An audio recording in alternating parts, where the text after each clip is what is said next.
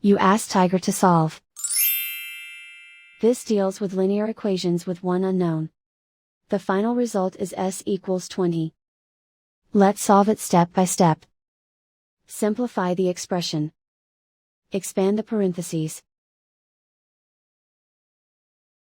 Group all constants on the right side of the equation. Subtract 19 from both sides. Simplify the arithmetic.